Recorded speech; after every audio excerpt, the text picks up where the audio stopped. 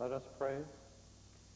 As Canadians and as Albertans, we give thanks for the precious gifts of freedom and peace which we enjoy. As members of this legislative assembly, we rededicate ourselves to the valued traditions of parliamentary democracy as a means of serving our province and our country. Amen.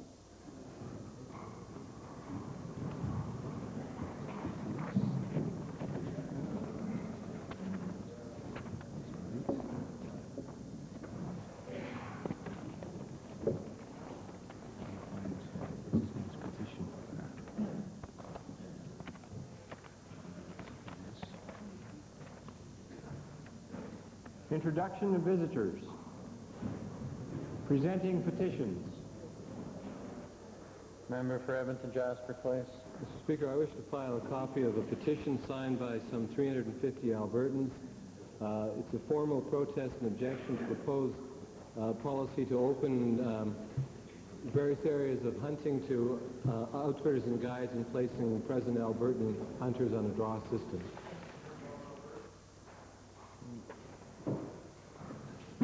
Reading and receiving petitions.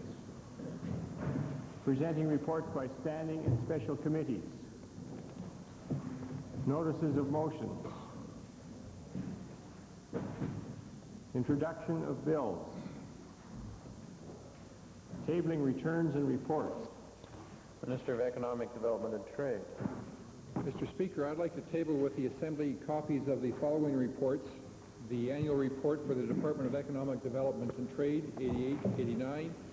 The annual report of the Alberta Motion Picture Development Corporation, 88-89. The annual report of the Alberta Opportunity Company for the year ending March 31st, 1989, which was previously circulated to all members. In addition to that, Mr. Speaker, I'd like to also table with you response to question number 215. Member for Edmonton Jasper Place. Mr. Speaker, I wish to file 4 copies each of 2 letters written by the Premier to various Albertans, or to 2 different Albertans, pledging that the government would never support an outfitting policy that discriminates against small business.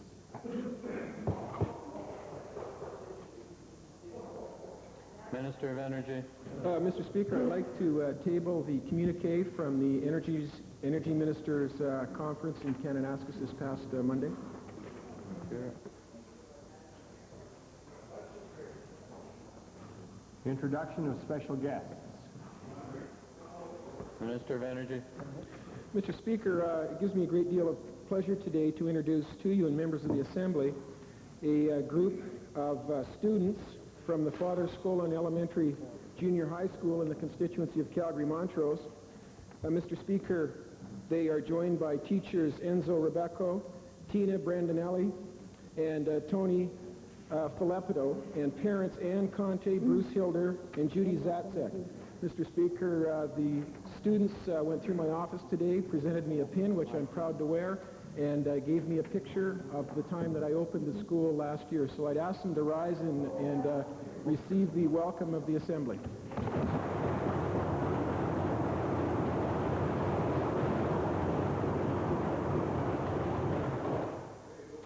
Member for Edmonton Highlands.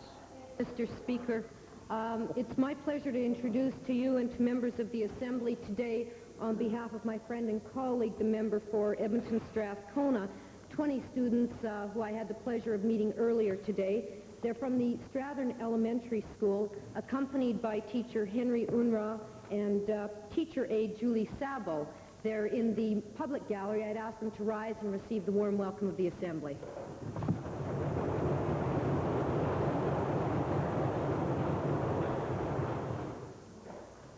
Member for Calgary Bow. I'd like to introduce to the House, Mr. Speaker, and to the Assembly, on behalf of my colleague, Mr. Mike Cardinal, some representatives of the Alberta Vocational Centre at Lac La Biche, 18 in the group. They're in the public gallery. I'd like to also introduce the teacher, P. Hawthorne, and ask the Albert Hafner, the bus driver, as well. Let's please accord them a warm welcome.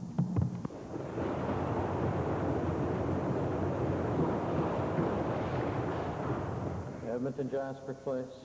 Mr. Speaker, it's my pleasure today to introduce Mr. Norman Steinwand, who's the president of the Alliance of Independent Guides and Outfitters of Alberta, Also, Diane and Peter Egge, who are active or have been active up to now as guides and outfitters. They're here to help secure Albertans' access to their own wildlife resource. They're in the public gallery. I'd like them to rise and receive the warm welcome of the Assembly, please.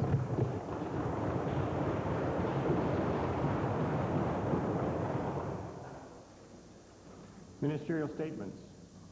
Oral question period. Thank you. Mr. Speaker, Albertans are rightly furious to have learned that Peter Pocklington has now wondered out loud why it is that this government ever decided to get mixed up with him. In a TV interview, that's right, in a TV interview televised last night, Mr. Speaker, I believe he used the phrase, and I quote, "damn poor risk." He might well have added damn poor government, Mr. Speaker, under the circumstances. Mr. Speaker, the banks wouldn't touch this man's deal with a barge pole, and I'd like to ask the Premier this. What financial wizard or genius in his government cooked up this secret deal with Peter Pocklington and put the Alberta taxpayers on the hook?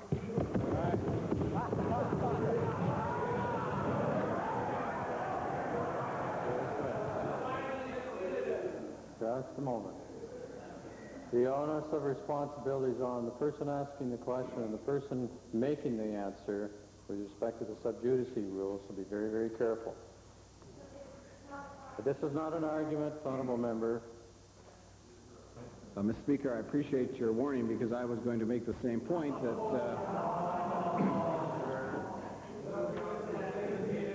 that there will be a lot of opportunity for this debate to flow in the court system, Mr. Speaker, as we have now initiated at least 3 actions against the former shareholder of the company, and more actions will be forthcoming. Now, Mr. Speaker, I haven't seen the testimony or the press reports of that, at least I haven't seen the taped interview of that interview. But I can say, Mr. Speaker, that it seemed to me that the former owner, Mr. Pocklington, was on both sides of the issue, saying that the company had some financial stress, but at the same time giving an asset estimate far above that which we expected. Well, Mr. Speaker, in the first place, the provincial treasurer knows he can't hide behind the sub judice rule. The issue isn't in court, and if he doesn't know Beauchesne by now, maybe... Excuse me, honorable member. I have 7 statements of claim here. Excuse me. Excuse me. Sub judice convention. Certainly, Mr. Speaker. If the provincial treasurer's research is so poor, I'd like to offer him a copy of the tape that was recorded last night. Yeah. Okay? $1 million on research. Now, Mr. Speaker, I'm not sure if the Premier doesn't want to answer the question. I'll put it to him and maybe he can decide who's responsible here. This guy walked away from a $73 million debt at his own trust company a few years back. Obviously, Peter Puck, his poor old friend, can't be trusted. Now, if the minister is saying, or the Premier is saying, that these guys in his cabinet are such financial wizards, then why is it, Mr. Speaker, why did they let Peter Pocklington bilk the taxpayers on a deal that the banks wouldn't get near? Mr. Speaker, as far as I know, the taxpayers have not been bilked. That's absolutely false statement, and there's no evidence to confirm that whatsoever, Mr. Speaker. I can assure you that over the course of the next 24 hours, I'll have a look at the tape. I'm busy keeping government operations going as opposed to dealing with these kinds of issues. But I think there's a question of fact, Mr. Speaker, and I think even as I hear the reported comments from the former owner, it certainly differs from the information we have as to what are the facts. And those facts, Mr. Speaker, will be fully debated when the court process continues. Yeah, Mr. Speaker, sometime in the subsequent century. Mr. Speaker, Peter Pocklington has acknowledged that it was, quote, a damn poor risk. The facts are clear, even if the provincial treasurer hasn't bothered to look them up yet. If the treasurer or the Premier are so certain that they're on the side of the angels on this issue, why is it that they won't release the master agreement that they signed with their good old friend Peter Puck, and why don't they tell us to what extent this guy was paying him self-management fees at the same time? Well, Mr. Speaker, again, we have advised, I've been advised by our solicitors that the master agreement will be made public as soon as the court process continues. And that is the direction I must accept. I mean, if you ask lawyers to represent you, you have to accept their advice, and I'm doing just that. Mr. Speaker, I must say that as we have argued in this House going back some time, the decision to assist in the Gainers matter is in fact one which allows the agricultural sector to diversify, to continue that very important part of the hog industry here in this province, which Canadian-wide is going through extreme difficulties right now. And I know the opposition, including the member from Glengarry, has no concern for the jobs at the Gainers plant. We have a far different view of that, Mr. Speaker, a far different view. We're concerned about jobs. We're concerned about continuing the diversification, and we know that that industry will rebound, and the proof of the pudding will be when this company is finally put back in the private sector as a profitable entity, Mr. Speaker. Thank you. Your second main question in the opposition. Mr. Speaker, I'd like to designate the second question to the member for Calgary Mountain View, please. Thank you, Mr. Speaker. Mr. Speaker, the provincial treasurer made a statement before an audience in Lethbridge last week.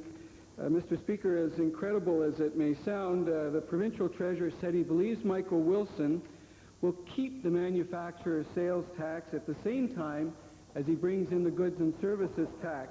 Now, till now, Mr. Speaker, every document Mr. Wilson has tabled and every speech he's given has stated that the manufacturer sales tax will go to be replaced by the GST. Now, one tax is bad enough. To give us both of them is quite difficult to believe. I'd like to ask the provincial treasurer, Mr. Speaker, is he serious when he suggests that Canada is going to be double-crossed by Michael Wilson and get two terrible taxes, not just one? Mr. Speaker, I've got a variety of other speeches I'd be glad to give to the member who wants to do his research in that fashion. I know it'd be helpful because I've never seen such distortion in my life. What we have said and what we have said, continuing, Mr. Speaker, is that it's likely that the manufacturer's sales tax, which is now imposed on manufactured items, will not fully pass through to the consumer. And therefore, the position taken by Mr. Wilson, that is, that the 7% goods and services tax will be the only additional tax paid, in our view, is not right. In our analysis, including analysis which is backstopped by our paper in November of 1989, we make a modest assumption that 70% of the MST will flow through. 30% will stay with the manufacturers because they will take it as additional profits, and certainly because no one understands how much the MST is, that in fact they can capture that extra profit because of their market position. That's what we said, Mr. Speaker. Most economists agree with that, and I'm glad I've had an opportunity to provide an explanation to the member. Well, Mr. Speaker, the provincial treasurer said that he expected that Michael Wilson would leave the manufacturer's tax in place. That was, couldn't think how that could be any clearer, Mr. Speaker. So I'd like to ask the provincial treasurer if he would explain to the people of Canada if this tax is going to be kept in place, why will Mr. Wilson keep this tax in place and give us two terrible Tory sales taxes instead of just the goods and services tax? Why are we going to have the two of them instead of just the one? Mr. Speaker, I hate to see the member so exercised over a fairly simple issue. That is that Mr. Wilson will not keep the MST. It'll be kept by the manufacturer. And Mr. Wilson has already imposed part of the goods and services tax by increasing the MST, as he did in the last budget, by 1.5% to 13.5%, Mr. Speaker. That's phase one of his GST implementation. Mr. Wilson is not going to keep the MST, but he has got some of the GST already in the form of higher MST. There it is, Mr. Speaker. Very simple explanation, and I don't think we need to get the kind of distortion that we're seeing from the member today. Well, Mr. Speaker, all we're getting out of this minister is talk. And it's about time that we finally get action. The time for action is long since passed. And given that the GST bill is fast approaching third reading, Mr. Speaker, will the Treasurer finally reveal to the legislature what steps he's going to take to mount an effective anti-GST campaign before it's too late and we get this terrible tax for Alberta? Mr. Speaker, as Robbie Robertson said, hey, take a picture of this. First of all, Mr. Speaker, as I have told the House before, the Premier, during the first Ministers' Conference, managed to bind the provinces together. That was a very important step, Mr. Speaker, in opposition to the federal imposition of that tax. That was pivotal, Mr. Speaker, to the way in which the province's position emerged. Subsequent to that, Mr. Speaker, the finance ministers had a chance to consider, to understand fully the impact of this tax, the centralizing nature of this tax, the confiscation of the dollars would normally be theirs, and therefore cutting into their jurisdiction in terms of programs such as education. That became fully understood by the provinces over the course of the Alberta leadership on this issue, Mr. Speaker. As well, Mr. Speaker, the November 1989 paper, well recognized as one of the best papers in this area of GST, clearly spelling out the opposition to this GST by the province of Alberta, became a theme paper for all other governments. And in fact, as recently as yesterday with our meeting with the All Canada Group, was recognized as an exemplary example of how this issue can be taken on. Moreover, Mr. Speaker, as I like to point out, the final measurement, Mr. Speaker, as to how communication has taken place is in fact that 76 to 80% of the population of Alberta is strongly opposed to the whole question of GST. Therefore, on that... Thank you. Thank you very much. Edmonton Glengarry. Edmonton Glengarry. Who's Robbie Robertson, Mr. Speaker?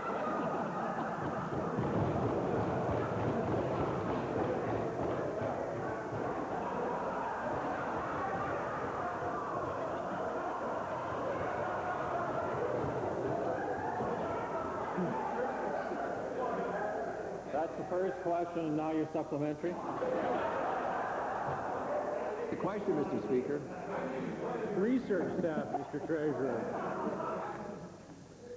She wrote a famous song, Take the Blues Train, and that...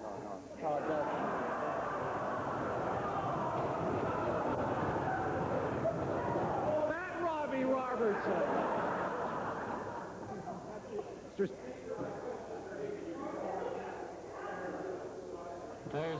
There's no sound system at the moment because you haven't been recognized, Honorable Minister.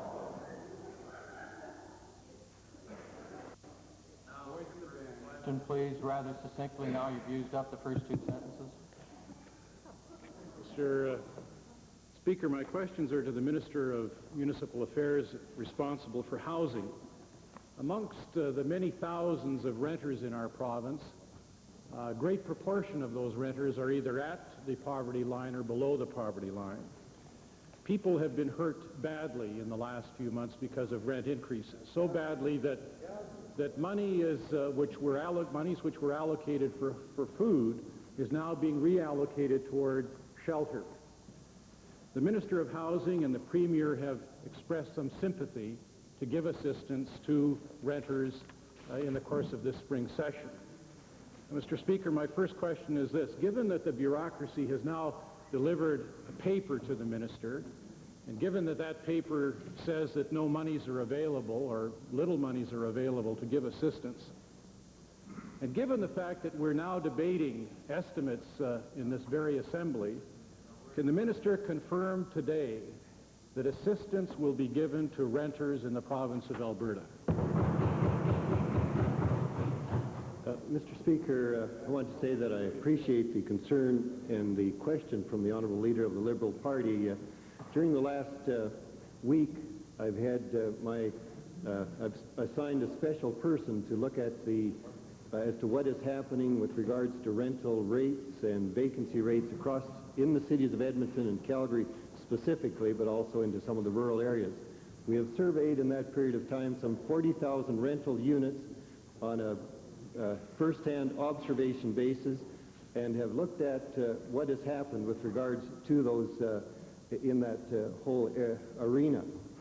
The findings are as follows. First of all, that on average, rental rates have increased about 10%. There are a number at 6%. The second thing we've found is that the traffic through these rental units in terms of people going out to rent apartments, 1-bedroom, 2-bedroom, 3-bedroom, as such, has decreased significantly, up to 50% in different locations. The third thing we've noted is that the number of rental units that are being advertised, February versus the end of March, has increased significantly. For example, one of the papers we used as a piece of information had one page of advertisements in February. Today or last week, 5 pages, which increased. Which indicated that there was a lot more opportunity for rental units. We have noted the fourth thing we noted, and I think this relates directly to the honourable member's question. And that's with regards to the movement that's going on. There is a movement from the higher rental type accommodation down to the lower rental area, which is causing a pressure on that lower rent, the lower rental units, which is creating competition for the lower income people and certainly the people on social assistance. And I would have to say to the honourable member, we are concerned about that. The Minister of Social Services and I have had discussions with regards to that, and we'd like to look at the implications of that scenario at the present time. We would, the Honourable Minister, save some for a supplementary, please. Let's go. Mr. Speaker, Mr. Speaker, $40 million was allocated to first-time homeowners in last year's budget, $30 million this year. Can the minister assure Albertans that at least that assistance will be given to renters in this budget year? Mr. Speaker, one of the foresights that the government had was with regards to assisting people into being able to live in their own home for the first time. And we have had a significant number, and I believe I quoted the number earlier in the legislature, as to about 18,000 families that now have their first home because of that program. Secondly, we have noted that the industry as such will put another 17,000 units on the market this year, which will move a number of people out of rental units. The government is doing everything it can to assist people in meeting their shelter accommodation, and will continue to do so, Mr. Speaker. Mr. Speaker, my last question is to the Premier. Given the fact that the Premier did undertake to consider assistance to renters, and inasmuch as we're well into government estimates, will the Premier commit to at least levels of assistance to renters which equate to those that are now given to first-time homeowners? No, I won't make that commitment, Mr. Speaker, but I do emphasize that the Honourable Minister of Municipal Affairs has said that the government is doing everything possible to help people who are having difficulty with their shelter costs. I must say to the Honourable Leader of the Liberal Party, one of the important things that must happen is that the system has to allow market forces to work. And that when market forces work, then, and only then, do you see the circumstances which may require additional government action. Thank you. Member for Highland. Mr. Speaker, I'd like to ask a question of the Attorney General. Mr. Speaker, last spring, the issue of access trespass gained the attention of many Albertans, particularly in my constituency, when the decision by Judge Robbins ruled in favor of the defendant. Many ranchers, grazing co-ops, and fish and game associations have been waiting for the appeal decision. Now, inasmuch as the Attorney General filed the appeal, what responsibility does he and his department accept in the resolution of this matter? Mr. Speaker, actually in answer to the parrots over here, it must be answered with some caution, because there is a possibility of some sub judice. The matter was appealed, and the appeal court came down with a decision indicating that the trial court, who found that the alleged trespasser did have rights, which was overruled again or overturned in the Court of Queen's Bench, found that the trial court did not have enough facts to make the decision that was made in that level of court, and that it has been sent back to the trial court for a rehearing. in the context of the question from the honourable member, it is definitely a concern of the number of people who hold leases on public lands as to whether they have the right to control those lands as if owned privately in terms of access of other people, which of course the counterside from people who would like access for either skiing or hunting, and it's important that the court does address this issue. Yes. Well then, will the minister assure my constituents in this assembly that he and his department will bring the case forward at the earliest possible time to resolve this important issue of access and trespass? Yes, Mr. Speaker, we will try and work it through the court system as quickly as possible. I can indicate that the accused has been charged and served, and the matter will be coming forward in due time. Edmonton Kingsway. Thank you, Mr. Speaker. My questions are to the Attorney General. Yesterday, we were treated to the provincial treasurer's admission that this government spent over $1 million in paying the legal fees for Don Cormier because he couldn't pay them himself.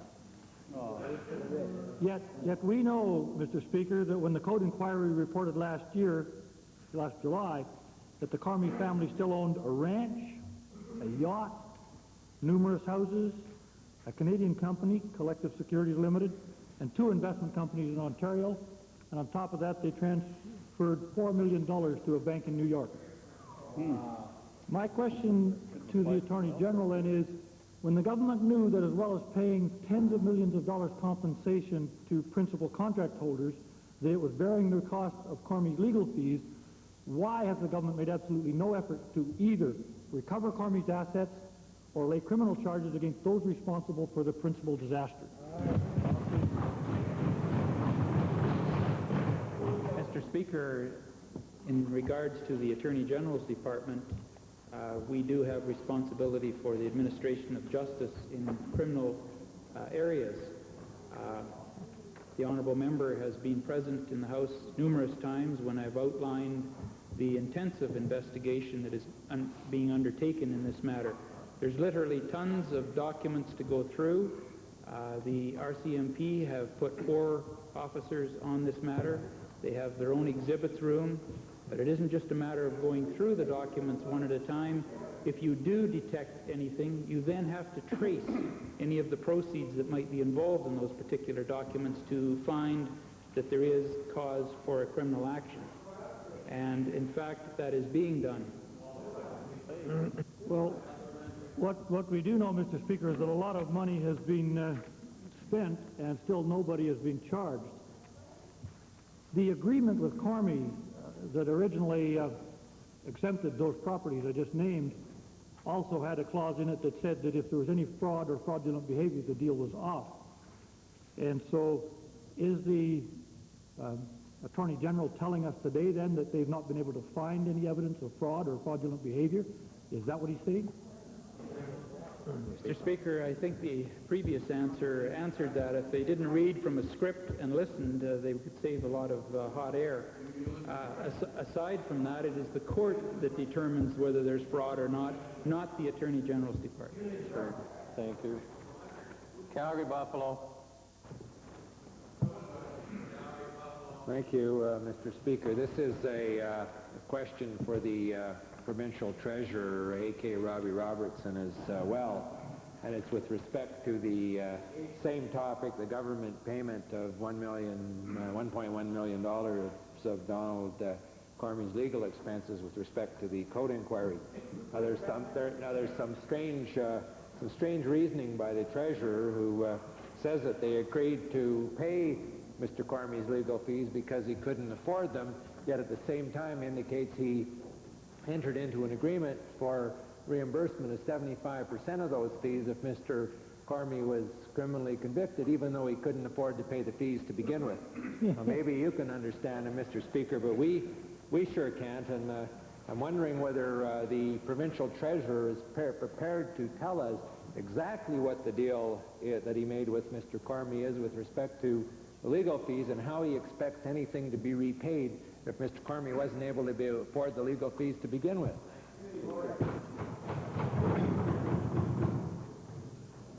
Well, Mr. Speaker, it is, in fact, accurate that the government, through the inquiry process, did pay the legal fees for Mr. Cormie, along with a variety of other individuals, including, by the way, a member of the opposition, because we felt that this was a public inquiry.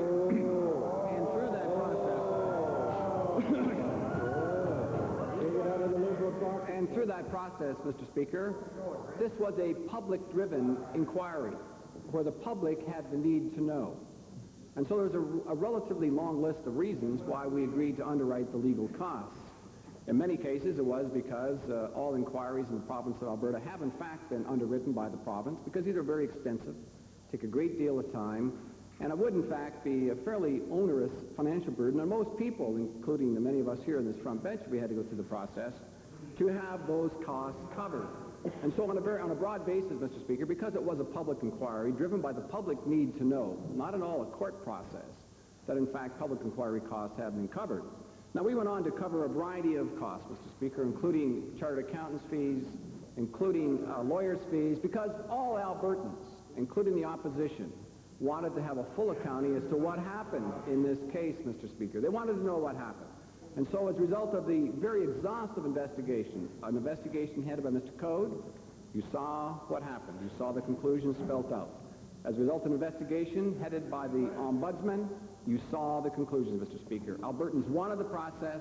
We paid the bills to ensure that the fullest possible examination of the issue was undertaken, and we make no apologies for it. Now, there was a condition, Mr. Speaker, that in the case of Mr. Cormie, and this has been raised in the House before, so it's not new. As a matter of fact, the member from Little Bow asked me it in '88, and two members of the Liberal opposition asked me it in '89, member from Belmont, as a matter of fact. So it's not new information.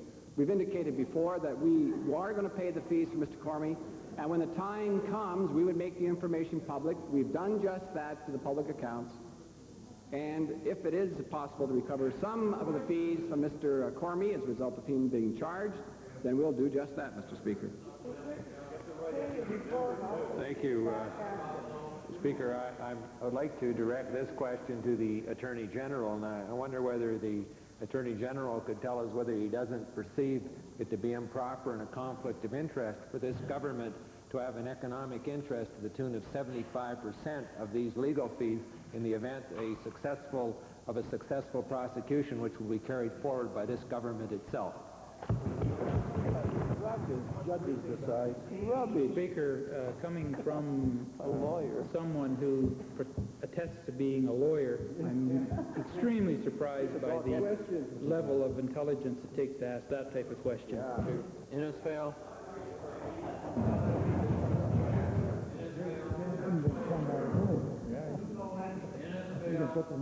Thank you, Mr. Speaker. My question is to the Minister of Consumer and Corporate Affairs. Over the years, there's been a number of travel agents or companies that have went into receivership and have left the travelers lose their deposit or left stranded to pay their own way home. A number of my constituents have asked me, what is the government doing? My question to the Minister is, what has the Minister done to help protect the people of Alberta who book their tickets through travel agents and companies? Mr. Speaker, I appreciate the question from the member. It is an important one, and many Albertans have suffered as a result of some travel industry failures in the past. I'm pleased to indicate that the Travelers Association of Alberta has agreed to a government proposal that would ensure that they offer every traveler a insurance package that would cover defaults, and also that they would require a form to be signed by that traveler in the event that he or she chose not to take that insurance. I believe that in the future that will assist the Alberta traveling public in guaranteeing that the dollars that they put into travel arrangements are in fact paid for, or that the individual takes that chance and knows it when they in fact sign that contract for that travel arrangement. Mr. Speaker, thank you. Why doesn't the Minister make the travel company carry their own insurance so that all travelers are protected automatically? Mr. Speaker, on the surface of it, the honourable member's suggestion of an insurance fund would be a reasonable one, and we do, in fact, require that kind of insurance with other industries in the province. The difficulty is that the Alberta travel industry is much smaller than other provinces where such funds exist, British Columbia, Ontario.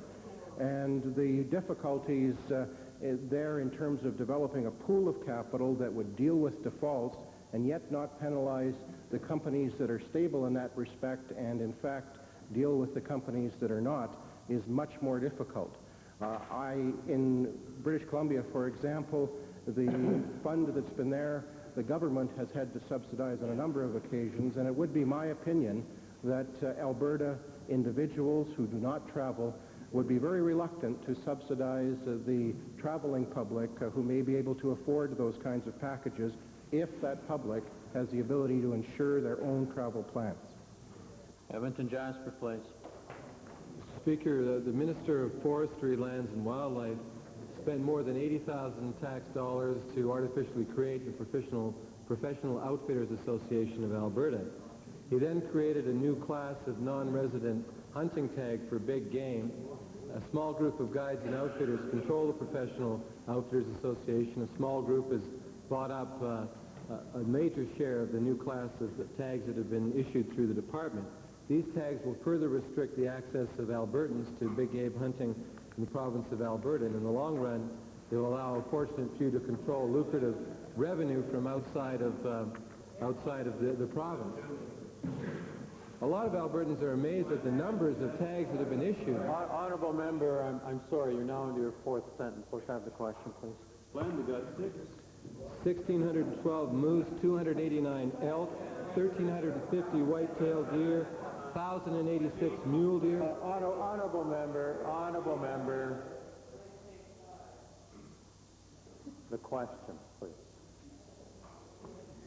In view of these concerns, will the minister consider a one-year moratorium on the new class of tags so that Albertans have a chance to have some input into this particular policy before it comes into effect? Moratorium. Answer to everything. Mr. Speaker, I don't know where the honourable member's been, but we didn't artificially create an association for the outfitters and guides. It is there. It's not artificial. And, Mr. Speaker, this has been a very sensitive issue to deal with. There has been a variety of interests on all sides in trying to resolve this issue. And we arrived at a process that gave the opportunity through the free market to decide who would be successful and who wouldn't. And I must say that it was pretty well equally distributed right across the small and large operators across this province. And in answer to his, the last question of his long oratory about whether or not there would be a moratorium put on outfitting and guiding, the answer is no. The question was a moratorium on the policy.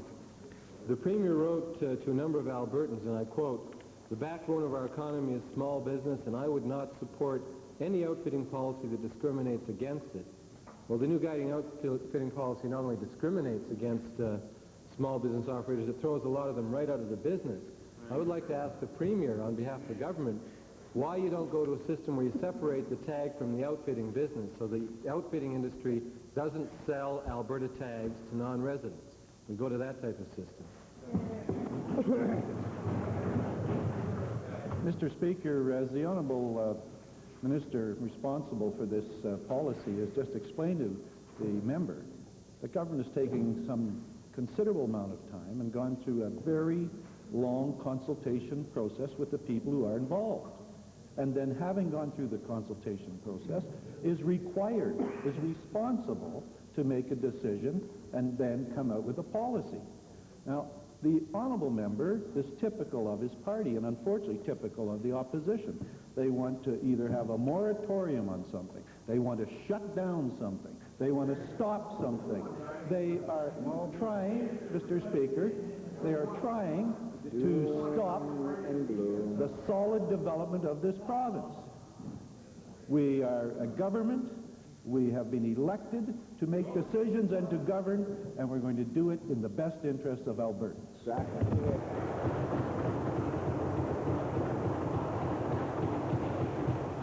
Edmonton Belmont, followed by Westlock Sturgeon. Thank you, Mr. Speaker. My questions are to the provincial treasurer. In 1988, at least 15 employees of the Vermilion Healthcare Center complex were advised that they would have to pay retroactive to the beginning of their employment all local authorities of pension plan contributions that had gone uncollected for up to 10 years due to a management error. My understanding is that management has now advised these employees that very soon an arbitrary amount will be deducted from their paychecks to correct that management error, and that no further dialogue will take place with respect to this matter. Given that this error is the fault of management, would the provincial treasurer intervene and cancel the demand that the workers pay many years' worth of pension contributions that they can ill afford to pay?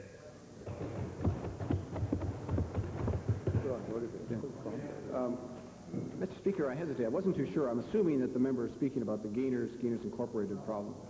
Then if it is of a technical nature, Mr. Speaker, it's something which may well be better on the order paper because it seems to be require quite a technical answer. Well, it's with respect to the Vermilion Healthcare Center and the employees that have worked there for a long period of time. They haven't had pensions, their pension contributions deducted for up to 10 years due to an error of management. And what I was asking the provincial treasurer to do was to intervene and cancel the demand that the workers now have to pay a lump sum or have an arbitrary amount deducted from their paycheck to catch up for 10 years worth of management error. Mr. Speaker, I do empathize with the point made by the member. What I can say is perhaps during estimates I'll have a chance to catch up on this point. But as I said before, it either could be done by a motion for return, or maybe the member may raise it during the estimates, at which time I could deal with it. However, as others have pointed out, if you're getting a benefit from a pension plan, then you're expected to make some kind of a payment. And I'm sure if there was a mistake made in terms of the deductions at source for any particular government employee, there would be an easy way for that payment to be caught up. I think it would be only acceptable that that easy way would be better than saying, I'm sorry, you're absolved from making any payments whatsoever. That remains to be seen in terms of the details, but I'll check that for the member and probably reply during estimates. Westlock Sturgeon. Thank you, Mr. Speaker.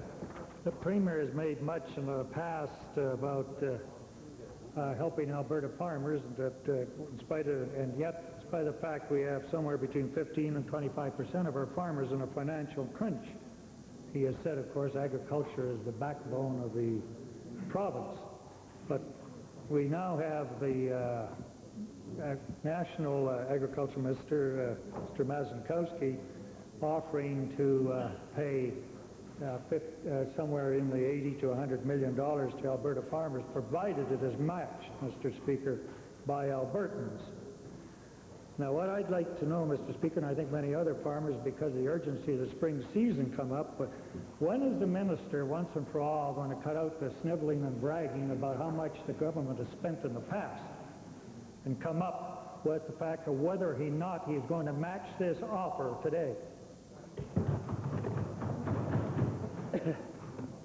Mr. Speaker, I think of the honourable member from Westlock Sturgeon were to read carefully Hansard of Monday, he would be educated on a number of things that this government has already done to assist our #1 industry in recognition of the difficulties it's facing.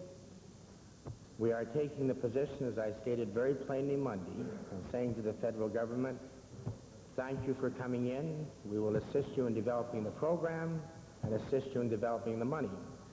I might point out to the honourable member, Mr. Speaker, that with budget adjustments that the federal government has made over the last year or so, their takeout of our Alberta agricultural industry is in excess of $60 million. Now they're offering to put back in $80 to $90 million, and we say welcome. Mr. Speaker, rather fruitless to tell which Tory is dissembling, but Mr. Speaker, I can't help but remember General de Gaulle saying that the British were ready to fight the Germans till the last Frenchman. It would appear, Mr. Speaker, and I want to ask the minister, are you prepared to keep fighting Ottawa to the last Alberta farmer? Mr. Speaker, we are prepared to make sure that the Alberta farmer gets a fair and equitable treatment to any other farmers in Western Canada. Lesser Slave Lake? Can we get in? Lesser Slave Lake? Lesser Slave Lake? No. Edmonton Beverly? Thank you, Mr. Speaker. My question is to the Premier this afternoon. Since 1987, this government has been subsidizing loans of 6% interest to developers, and those landlords now are gouging tenants in many ways. Tenants have been getting shortchanged, Mr. Speaker, and they don't really care about the free market mumbo-jumbo. This government is playing favorites with developers and to homeowners, actually at tenants' expense. How does this Premier justify no help for renters and no help for tax credits for renters? Mr. Speaker, to a great extent, this question has been answered by the Minister of Municipal Affairs already today. He went into some detail into the whole rental market in our province. The honourable member is obviously making an additional request for the government to increase its budget in some large amount in order to bring another program into the system. As I pointed out to the House earlier today, one of the vital things that must happen when you have a change in any market is to allow market forces to operate. It's only then, after the market force has been able to operate, that you can see if there are distortions that need additional assistance or dealing with by the government. Now, the honourable member, I may refer to it as market forces mumbo-jumbo, but in fact, that is the world, the real world. It is not a matter of state control. It is not a matter of socialists. The honourable members look around. The world is crying for freedom, not state control and socialism. That's why it's been a bad year for socialists, Mr. Speaker.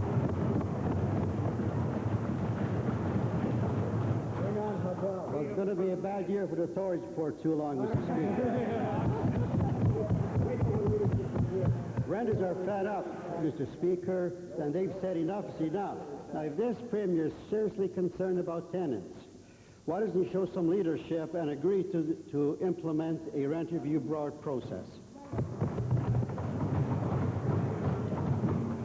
Mr. Speaker, shortly the Minister of Consumer and Corporate Affairs will be making public a report on landlord and tenancy matters in this province. That report perhaps will throw some additional information before the people of Alberta, and we hope that it will help the honourable member in assessing the government's assistance and potential options with regard to future assistance. But again, Mr. Speaker, I want to point out the comments the Minister of Municipal Affairs said today. Some 18,000 renters, young people, assisted into owning their own home by government programs. It gives a new stability, a new emphasis to communities and families when they are able, with the assistance of the government, to move from rental accommodation to their own homes. That shows a government working to help the people. That's right. Calgary Milliken. Calgary Milliken. Mr. Speaker, in this province, unfortunately, some young people will run away from home and end up on the streets, and I guess we all know the dangers facing our young people on the streets. In my constituency, 12-year-old daughter of a single parent ran away, and police picked her up to give her the social services. They took her to a home, and then at the home they informed her, "We will not hold you against your will." So when the police left, she promptly left very shortly after. And my question to the Minister of Family and Social Services, could he explain to the Assembly why his department and his people do not restrain these very young runaways? Well, Mr. Speaker, obviously we share the member's concern about young people on the streets today. I can only say this, that from a department's perspective and through our child welfare offices, we certainly work with those young people. Our primary focus, Mr. Speaker, is to help them back into their own homes and reunited with their own families, and that's where we put our major focus on. We also obviously look for appropriate treatment services for these young people. We work with a number of community agencies, and I'm very pleased with the response in the major cities from concerned Albertans in terms of working with these young people. But to suggest, Mr. Speaker, that we should hold them against their will, Mr. Speaker, we're not mandated for it. We can't take young people and pull them off the streets and lock them up. That's going well beyond our mandate. Well, supplementary question, Mr. Speaker. Honourable member, might we have unanimous consent of the House to complete this series of questions? Opposed? Carried. Thank you. Councillor Milliken. Supplementary question, Mr. Speaker. Could the minister review this, have his department review this problem and see if there is some method that we can at least restrain them long enough to reunite the young runaways back with the parents before they get away again? Well, again, Mr. Speaker, we're always looking for appropriate care and appropriate treatment for these young people, but ultimately, in terms of locking them up or confining them, only the courts can make those kinds of determinations, not the Department of Family and Social Services. Thank you. Point of order, Edmonton Belmont. Thank you, Mr. Speaker. It's point of order, Beauchene 4081A. Mr. Speaker, when I asked my question to the provincial treasurer, he got up and he either didn't understand the question or he didn't hear the detail of the question and suggested that I put the question on the order paper. He thought I was asking about gainers when in fact I was asking about workers at the Vermilion Health Care Centre. I tried to explain the point of the question, and I assumed that that was the first question. The treasurer got up and still offered that he might investigate the matter. Now, with respect, there is a matter of urgency related to this because workers at the Vermilion Health Care Centre, not gainers, may soon have monies deducted from their paycheck. And if the minister is going to investigate, I'd like to ask a second question about the deductions of monies from their pay. Thank you, honourable member. The chair is not responsible for the quality of the question nor the quality of the answer. And in this case, a question was asked, a response was given, albeit that there seemed to be some confusion. Nevertheless, it doesn't mean that we're going to have this points of clarification going back and forth in question period as to what is transpiring. So I'm sorry, honourable member, you were not able in your mind to be able to ask the second question. In terms of the urgency of the matter, I believe that certainly you're absolutely free to contact the provincial treasurer as soon as question period is over and to be able to make your point there on behalf of those individuals concerned. Orders of the day. Mike, is this on another point of order or?